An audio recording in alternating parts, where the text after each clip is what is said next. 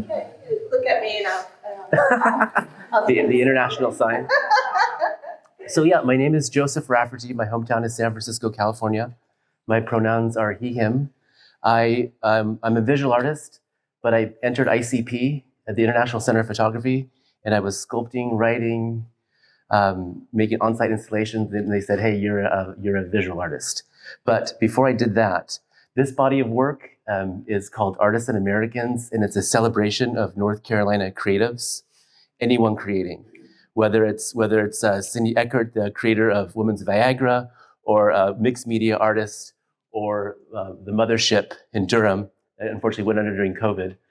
But these wonderful people had this space where you could go. Artists don't have much money. You could rent a studio for $50 a month, and they believed in the concept of radical giving. So I feel like the whole ideation about this came when I was the principal photographer at the Contemporary Art Museum, Cam Raleigh, and I would just see all these amazing shows happening. And I was experiencing also some from friends and family who were saying kind of negative things about where I was living. And I was like, no, actually, you couldn't be further from the truth. You're stereotyping. And so I wanted to kind of prove them wrong. That's how I am. If you're saying something, I'm kind of going to react and go this other direction and seek things out. One of the few people who really inspired this project was Thomas Sayre, who did the Rings Gear at NCMA. When he was doing his shows, when I was observing him, he would just, all these little children would come up to him, he'd sign whatever. They would bring anything up to him and he'd sign. And it was really powerful and moving to me because I feel that children are adults from the future. And so to actually physically see that is a really beautiful thing. This project started pre-COVID, and it's all shot, it's basically surrealism portrait film stills. They're all shot with either medium format or large format color negative. That's why they have that feel and that coloring the way they do. And then, so let's see, I was gonna submit it to become a Guggenheim Fellow. I always kind of think big and I somewhere like aim really high, but I'll hit a star. And so that's kind of how I've always moved forward at a diagonal.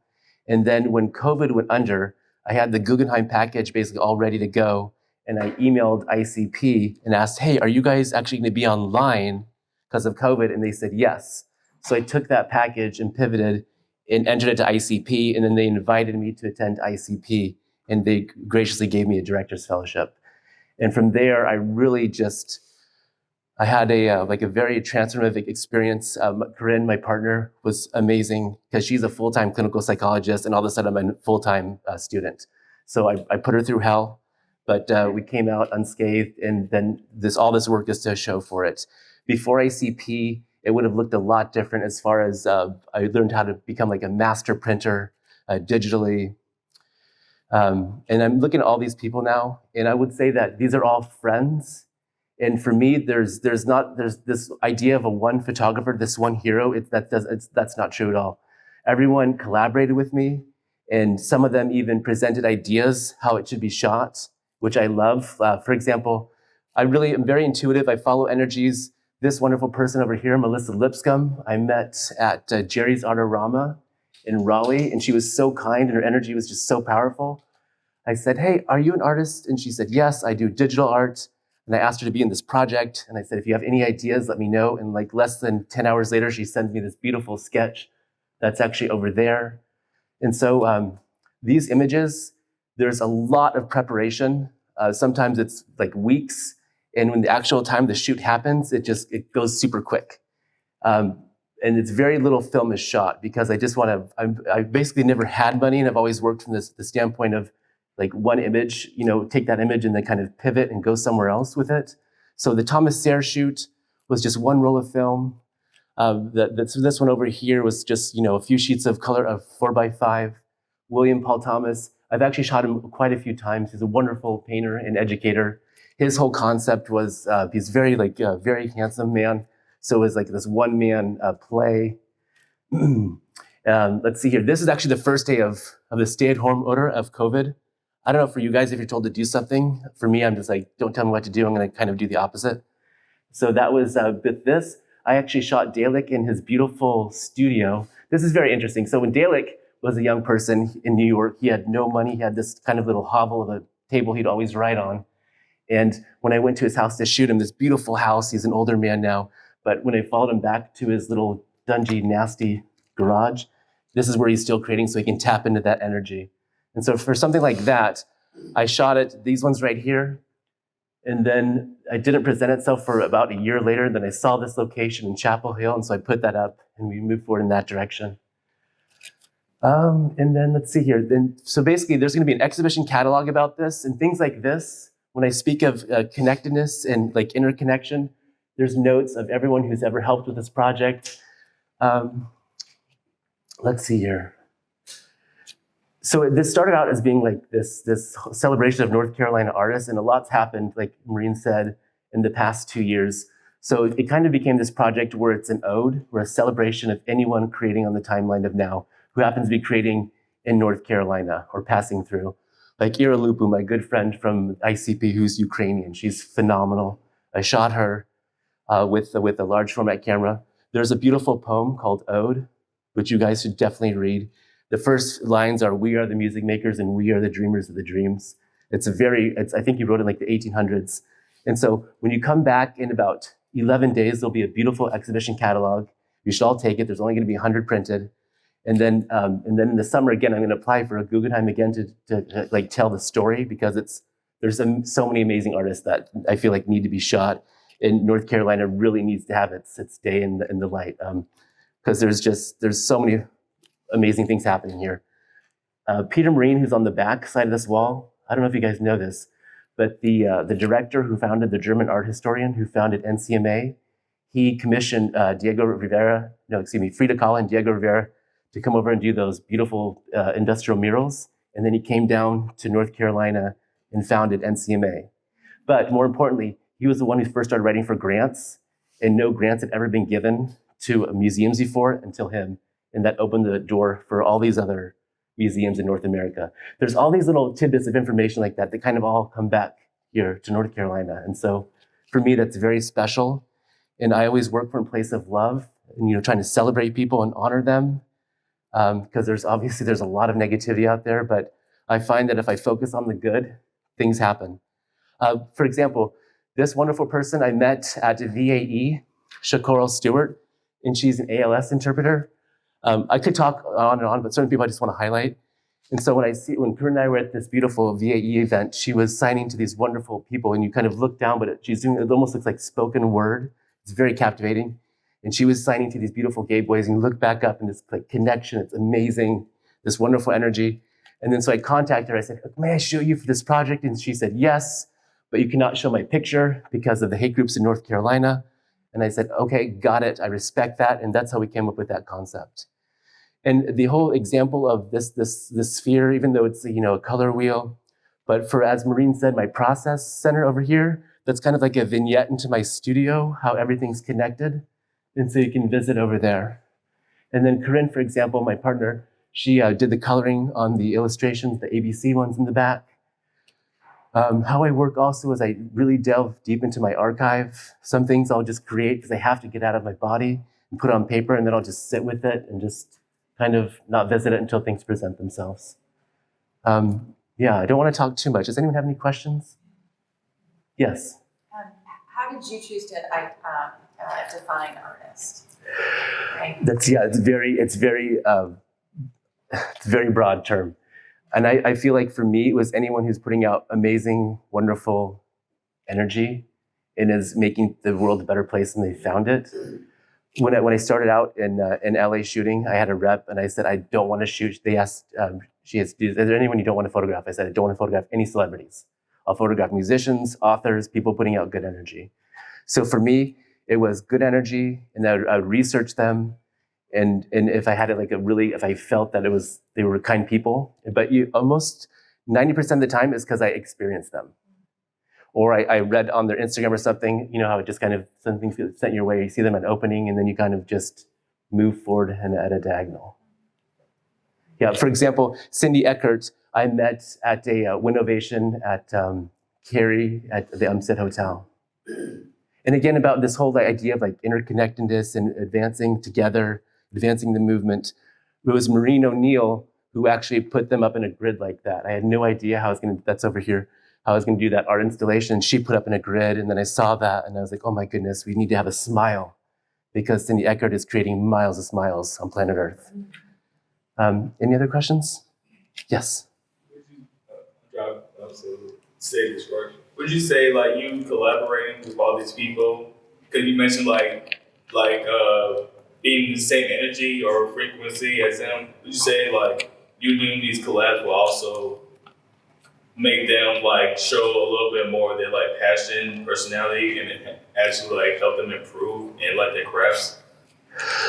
Ooh, I like that. I would say definitely, as far as what for a younger person, I would say absolutely. But someone who's established, like Louis St. Louis, he actually passed away this year. But I was just honored to be able to photograph him because he taught me so much. And after actually I did this, he wrote one of my reviews for an art show, which I was terrified at.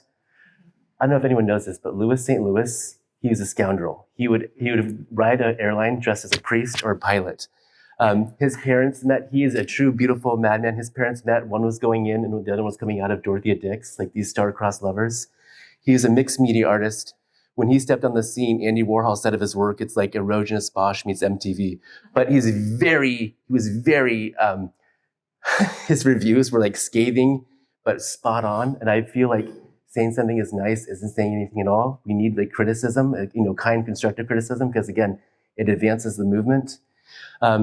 But that was Lewis's idea to come as Argus, the 100-eyed giant. He uses a lot of mythology. But for someone like Lewis, he was actually helping me out. And I have to say this, like one of his reviews of an aviation museum in North Carolina, there was a massive print of someone jumping out of an airplane. And Lewis's review began, beautiful print of so-and-so jumping out of the airplane. I know 13 people I like to throw out of an airplane. And then he listed their names. So at the same time, then he's been like Arts Closure artists, like I feel like 17 times. He's the only successful pop artist. So again, all these roads, kind of lead back to North Carolina. And I've learned so much about these wonderful people. And actually, Lewis and Nate Schaefer here shared a studio in Raleigh. And one of the very first things one of my friends said about me when I came here, they said, Joseph, I like how you're not Raleigh, you're not Durham, you're not Chapel Hill, you're everywhere. And you talk to everyone, which is I do. I enjoy that. I'm very gregarious. Corinne will be like pulling my arm, stop talking, but it's just how I've always been. Does anyone else have a question? You were talking about, children becoming the adults. What is it in your childhood that gave way to this photography? You don't have to go. No, that's a great question because it's imprinting. Imprinting is everything. I was raised by this amazing bohemian. My mom was a model turned fashion buyer, and we were raised in San Francisco. And she passed away when I was 8. So I had this amazing imprinting of a childhood. Just like I was the one latchkey kid with a German Shepherd walking under redwood trees. And it's interesting too that at this amazing fashion place, I would see sketches, and then I would see the mannequins, and then I would walk over here and see the seamstress, so I could see the whole ideation process. And I didn't realize at the time what I was experiencing, almost through like osmosis. And so I was always kind of around wonderful, bright lights of people. Did you have a question? Oh, yes. I'll get her next. I live with her. But I was going to ask about the red one over here. I was wondering about the process of that because I had no idea like what the structure was. I was looking at. I was wondering how did you make that image? So I'm going to actually answer that another question you didn't ask yet about that's related. So the sketch, if you look at over there in the process area, the sketch is exactly what it looks like. And I do sketches because it's like a musician warming up the skills. It's an exercise for me. And oftentimes I'll do the sketch, but when it presents the shoot day presents itself, I'll kind of drift to a better area because another idea is even more gratifying, or just things happen. But for that, I was actually at Nate's studio, and I've experienced that piece of artwork. And after I shot the initial, just the graphics of it with again color negative film. And then Nate said he wanted to be in it, so I sent him that sketch. And then I went back and shot him with just a simple red filter. And then so when you're doing composites like that, you just want to always line up all of the angles. Otherwise, it just doesn't look proper. Yeah. Yes, you, little person. Daddy, how did you make all the art? What's your question? How did you make it all at once? It was a process and a long time. Actually, before you were even a zygote, some of these things. Yeah. It's a good word. Anyone else? Ash? How long did it take to make that set with the cameras? So when Louis St. Louis showed up to the studio, and Corinne can attest to this, he pulls up in his convertible BMW, impeccable hair, perfect hair, massive bearskin coat, and by the time the shoot was over, he had consumed 3 bottles of champagne. But the one shot that I said that I want to do was this, because I had this is actually this beautiful reflection. It's this type of circus glass. And so that was the shot that I focused on. And then Louis I said, Louis, because it's Louis St. Louis, so I was kind of nervous, like, hey, could I do this other shot and maybe something else? And he said, take all day. And so I literally took all day. And he was so patient with me. And for this, actually, I have this set that I had built where it's raised up on metal and it clamshells right around the neck, so it looks like it's just your head. And so his head was there, and then I just sculpted these. And these cameras are from a beautiful man in a beautiful sweet spirit. His name is Sebastian. He ran camera works for 30 years. And basically, as an arborist is to trees, Sebastian is to analog cameras. And by the way, one of my next projects that we're going to be working on next week is Sebastian has 30 years worth of cameras, and he let me take them. So I literally have, like, in our studio, a massive stack of cameras just like that. And that's going to be a whole other project. And so this, by the way, was done by Madeline Greco, who lives in North Carolina. She's a 7-time world champion body painter.